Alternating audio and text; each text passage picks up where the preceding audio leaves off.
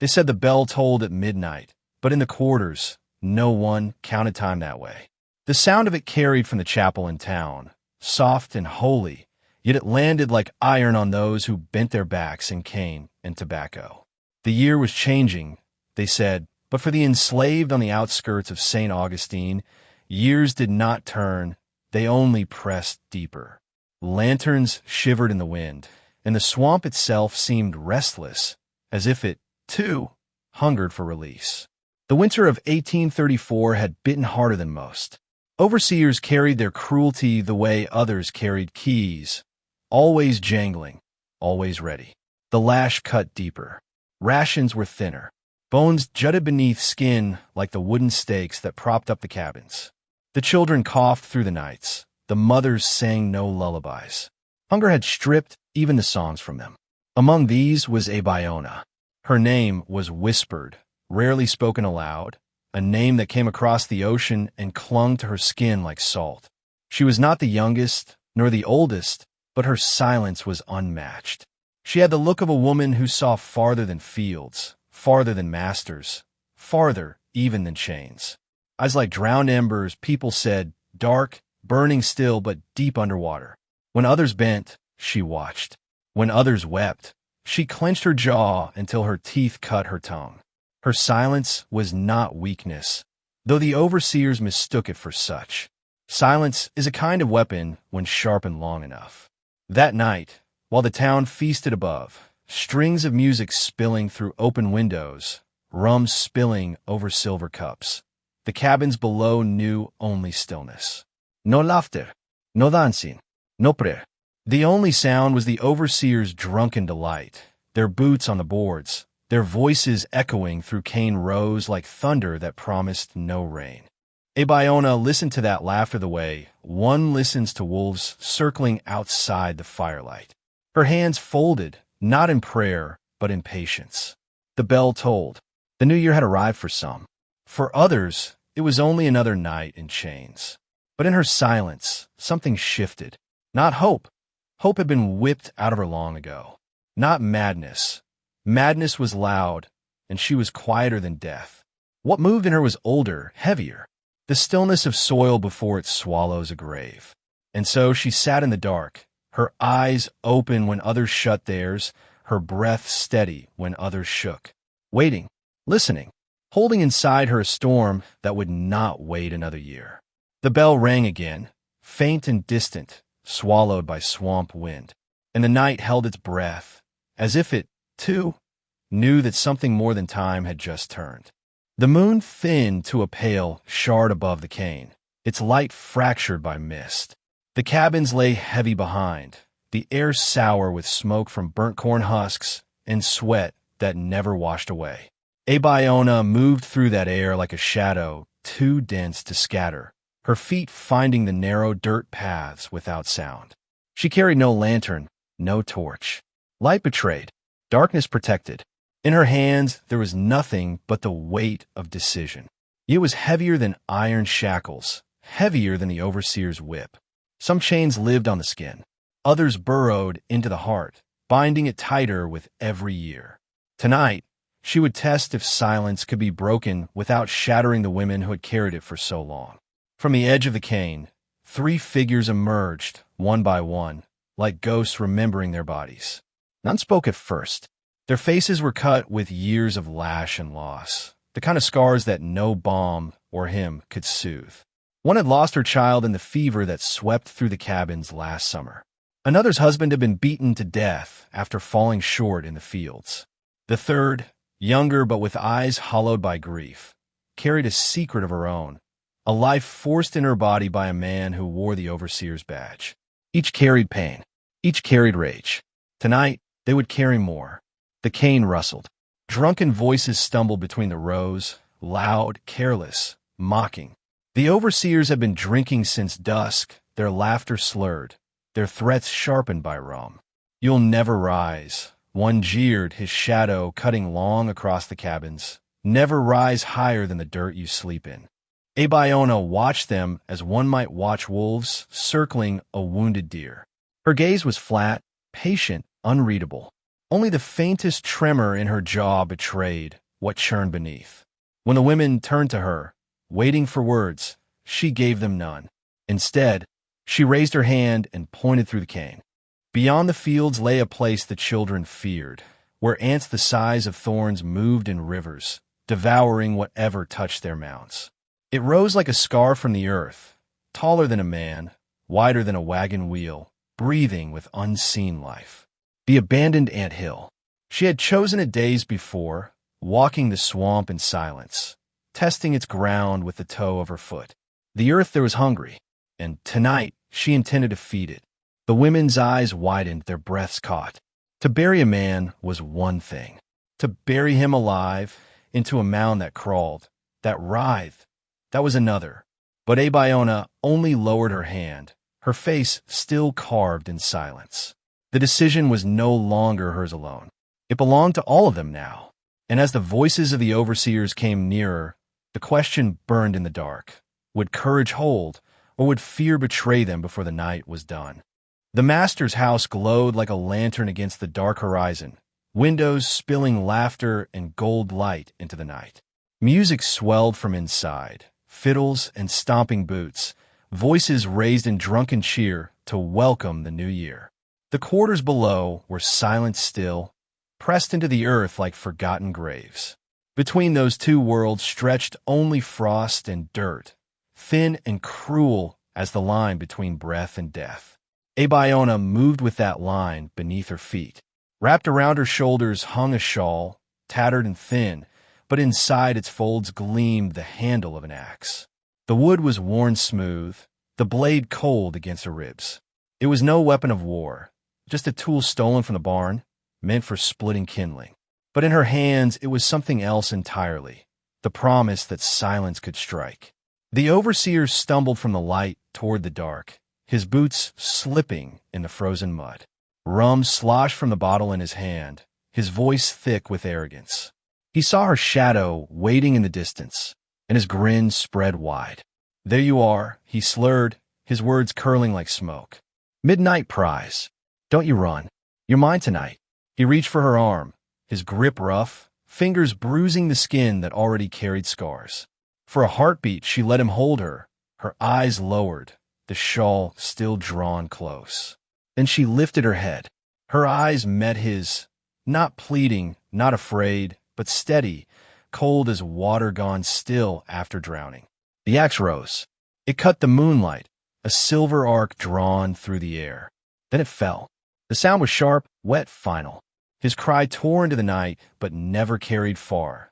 The swamp swallowed it. The cane muffled it. The earth pulled it down as though it had been waiting. His body collapsed into the mud, arms twitching once, then still. The bottle rolled from his hand, spilling rum into the soil like a libation to something older, darker than any god they prayed to in the chapel. The women froze. Their breaths rushed like wine through dry reeds, sharp and fast, eyes wide with terror at what had just been done. But terror was not all. Something else flickered there, something like recognition, as though the earth had spoken through the blade and they had all heard. Abiona's voice broke the silence, low and even. "One is done. The earth will take the rest." It was not a question. It was a vow. The women looked down at the blood staining the frost, and for the first time, the night itself seemed to lean closer, listening. Violence had begun, and the ground beneath their feet had only tasted the first drop. They dragged the body through the cane, the stalks rattling like bones in the night. Mud clung to their skirts, streaked with blood that glistened black in the moonlight. The swamp smelled of iron and rot, heavy, as though the air itself recoiled from what it carried. The women said nothing. Their breaths rose in clouds, harsh and quick, but their hands did not falter. Abiona walked at the front, her grip firm on the axe, her eyes fixed on a place only she seemed to see. The mound rose before them at last, an ancient scar in the earth, taller than a man, swelling like a wound that had never healed. The ground there was alive with crawling fury. Thousands of ants moved like rivers of shadow, their bodies glistening in restless motion. To the children, it had always been a place of terror, a graveyard that breathed, a hill that consumed. But tonight it was no warning. Tonight it was invitation. Abiona stood before it, her voice low and steady, more breath than sound. They made the ground our prison. Tonight it shall be theirs. The others stared at her, eyes wide, as if she had spoken a curse that could not be unsaid. Yet even in their fear, something burned. The thought of earth-consuming men who had consumed their lives lit a fire no whip could smother. The second overseer came searching then, his boots cutting through cane, his voice sharp with command. "Where's Carter?" he shouted, the whip coiled in his fist. "Answer me, you dogs, or I'll skin the hides off you myself." He stepped into the clearing and found not cowering slaves, but shadows waiting. The women lunged, ropes wrapping his wrists, his throat. He bellowed, fought, his whip cracking once, slicing the air, grazing flesh. But rage turned quickly to terror when they forced him forward toward the hill that breathed. His curses broke into pleas, his eyes rolling white as the ants stirred beneath his weight. Face down, he was driven into the mound, his body thrashing, soil breaking open under his weight. Ants poured over him like black fire, swarming into ears, eyes, mouth. His scream tore through the night, raw and jagged, clawing against the silence until it cracked apart. The sound carried far, yet not far enough to reach the house above, where laughter drowned it out. The women held him there until the struggle slowed, until the earth swallowed his voice into a chorus of rustling wings and crawling fury. Then they stepped back, panting, their faces pale with terror, streaked with sweat and soil. The mound shuddered, alive with its feast, and in the stillness that followed, the swamp seemed to whisper, more. The night deepened, and the swamp grew heavy with mist, curling low over the reeds like breath too thick to vanish. Fireflies drifted through the dark, their glow faint and trembling, like the souls of the restless dead hovering to witness what the earth was swallowing. The women stood at the edge of the clearing, their hearts still racing, their hands slick with sweat. None spoke. To give words to what they had done would have been to name it, and naming it would make it real. But the swamp gave them no pause. The third overseer's voice rose sharp and panicked from beyond the cane. He had heard enough of his companion's scream to know something was wrong. His boots crashed through the brush, his curses cutting the night in jagged strokes. Fear made him crueler, louder. He shouted threats of fire, of chains, of bodies torn apart. He carried a pistol, the silver of its barrel flashing beneath the fractured moonlight, trembling in his grip. The women scattered into the reeds, moving without words, their steps light, their bodies practiced in silence. Chains had trained them well. To survive, they had learned to vanish when they needed to. Now they used that silence not for survival, but for the hunt. The overseer stumbled deeper into the swamp, the fireflies breaking apart around him like scattered sparks. The mud thickened under his boots, pulling him down inch by inch. His curses broke into gasps as water rose around his ankles, sucking with each step. Still, he clutched the pistol, waving it wildly, eyes darting in every direction, sweat glistening on his forehead. Then Abiona emerged from the shadows, her figure still as stone, the axe resting against her shoulder. He raised the pistol toward her, his hand shaking. The click of the hammer echoed like thunder in the silence. But before he could fire, the swamp itself betrayed him. His foot plunged in a muck that held him fast, the water rising to his knees, dragging him down. His panic made him clumsy, the pistol slipping, splashing into the mire with a hiss. The women rushed him then, their hands seizing his arms, his shoulders, dragging him from the reeds toward the mound that waited. He begged now, his voice breaking into desperate bargains. Promises of money, of land, of freedom, anything they could dream. His words tumbled fast, soaked in terror.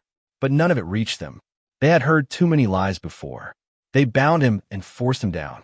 The ants stirred again, restless, as though they had tasted his fear long before his flesh.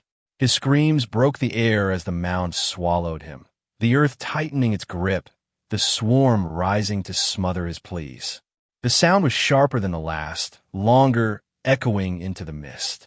For the first time, the women trembled, not from fear of him, but from the enormity of what they had done.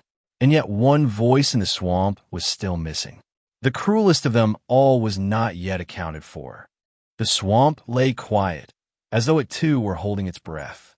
Only 3 voices of pain had risen and vanished into the mist, but one shadow still roamed free.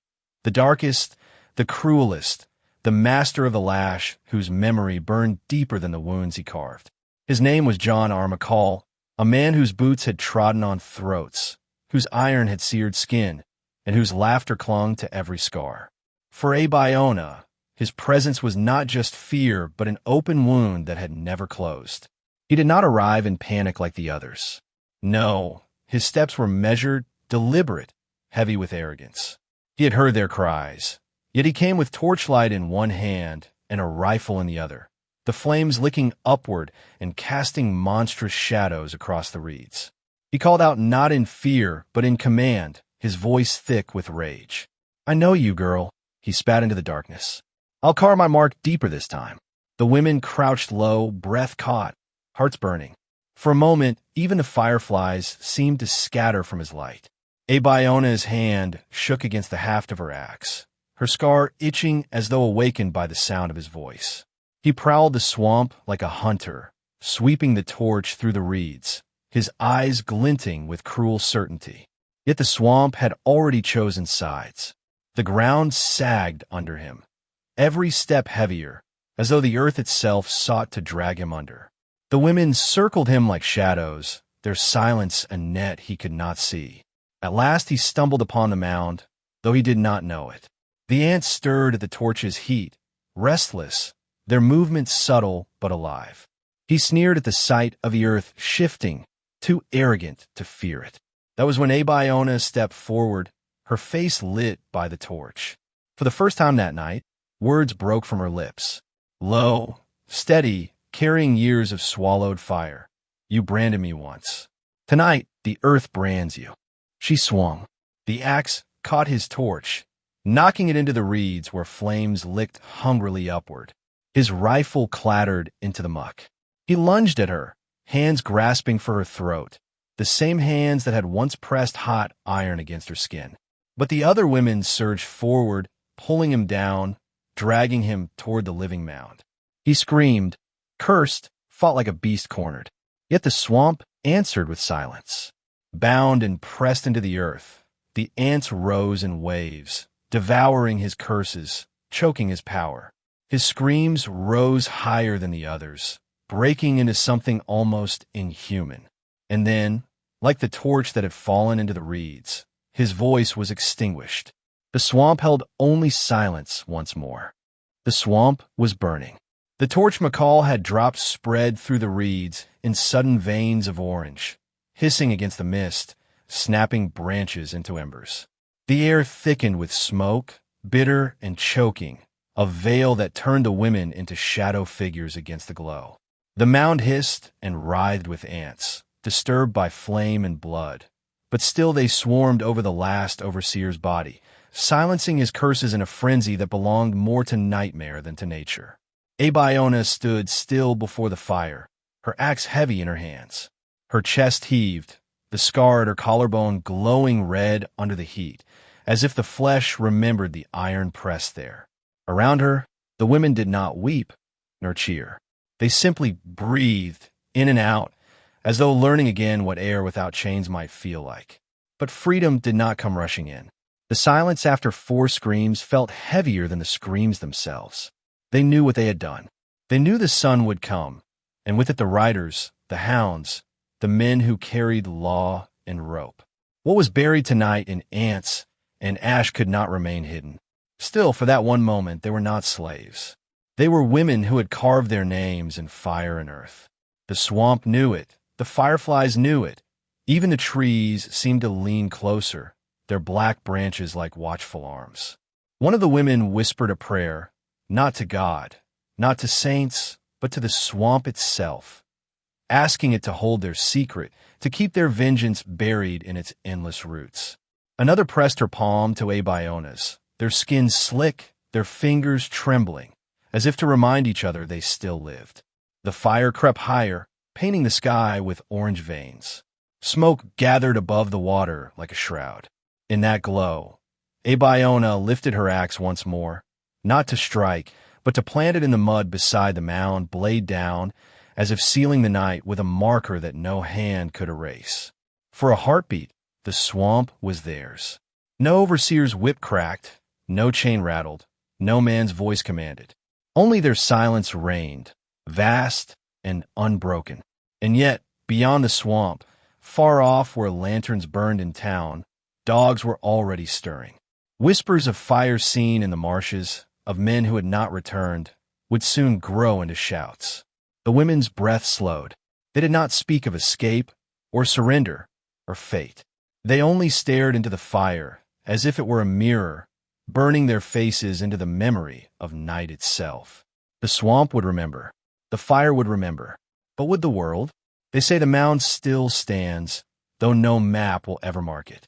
The swamp has grown thick around it, vines coiling like serpents, moss dripping like old cloth, water folding over itself in endless silence. Hunters pass by it without knowing, their boots sinking into the earth that has swallowed more than roots. But the old ones, those who have listened long enough to the wind, tell a different tale. They say if you stop and place your ear to the ground, you will hear a sound, not the hum of insects, not the shift of soil, but something deeper, like a chest trying to breathe beneath the dirt. Some call it punishment. Some call it vengeance. Others call it hunger that never ends. For in the mound's heart lie the overseers, their curses buried with them, their screams tangled in the roots. On nights when the moon is drowned in cloud, the swamp grows restless. Fireflies scatter, frogs fall silent, and a smell rises, faint, metallic, like rust on old chains. That is when the whispers begin. They whisper that a woman walks there still, taller than she was in life, her scars turned to glowing marks, her eyes burning with ember light. They say she carries an axe, though it leaves no mark when it strikes, only silence. Some claim they have seen her reflection in the water, standing just behind them, though when they turn, there is only mist. Children in St. Augustine grow up hearing the warning. Never wander the swamps on New Year's Eve, for the bell that tolls in town stirs more than celebration. It wakes the mound. It wakes her. The night of the killings is said to replay itself in echoes, men shouting, fire crackling, women breathing in unison, a final scream swallowed by earth. Those who claim to have heard it swear their dreams afterward are never quiet again. No records were written of Abiona. Her name lingers only in mouths, carried like smoke from fire to fire, generation to generation. Some insist she was real, a woman who turned her silence into a weapon sharper than steel. Others argue she was only born from fear, a phantom stitched from rage and rumor. But the swamp does not argue. It remembers. It keeps. And so, when a night grows still and the reeds lean close, some say the mound itself exhales, a breath heavy with centuries, wet with soil, sour with iron. And if you linger too long, it will not only breathe, it will take. The story ends as all such stories do, not with proof, not with certainty, but with the weight of a silence that feels alive. For whether she walks or sleeps, whether she was woman or ghost, the legend holds one truth no one dares deny. The earth remembers, and the earth does not forgive.